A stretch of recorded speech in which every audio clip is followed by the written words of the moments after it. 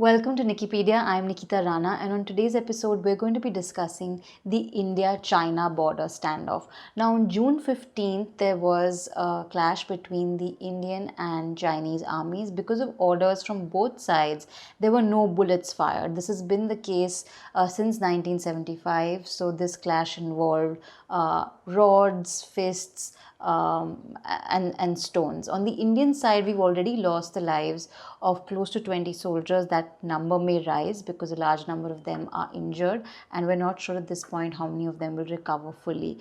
There are unsubstantiated claims that on the Chinese side, close to 43 soldiers have lost their lives. This clash took place, over a narrow ridge, and hundreds of troops were involved.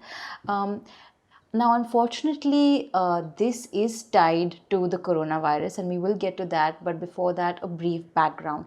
In 1962, India and China had gone to war over different claims on the region of Ladakh. And India had lost the war and finally ceded a territory of Ladakh, now called Chine, to China.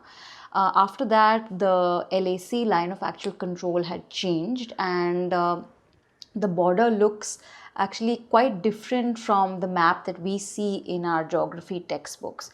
Now, despite that, there are still a lot of disagreements over what areas are part of India and China's territory, which continue till now.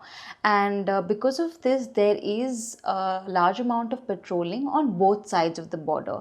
And this is easier in the summer months than it is in the winter months, because Ladakh is on a very high altitude, and during the winter months it does get very cold. A couple of months ago, there was an outbreak of COVID-19 in the Indian Army camp in the Ladakh region, and China took advantage of this and came forward occupying Indian territory. An estimate of how much they occupied varies and could be close to 60 square kilometers.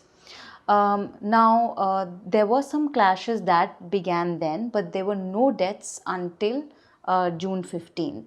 And while India did adopt, the military and then diplomatic channels to try and talk to China, while these talks were going on, suddenly this clash happened on June 15th.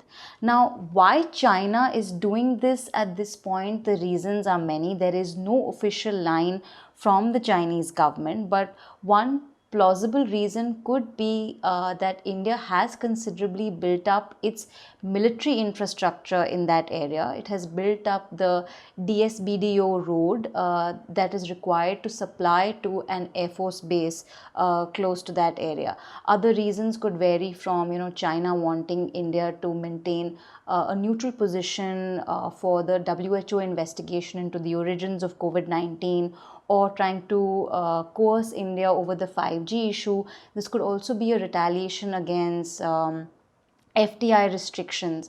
So the reasons could be very varied, and China not exactly telling us what the reason is just keeps India guessing. If this current situation results in a war, that could be the worst possible outcome for India at this point. We were already in an economically weak situation before COVID-19 hit us, and since then things have only gotten worse. Also, the number of cases of COVID-19 in India are only rising. China, on the other hand, their GDP is 5 times ours, and they do have the coronavirus situation under control. Also, their troops are in a far more advantageous position because of access, and their military is more equipped than ours. Our best possible option in this scenario is to follow the diplomatic channel and maybe give in to a few minor concessions, or shore up international support. That's it from me. Thank you for watching.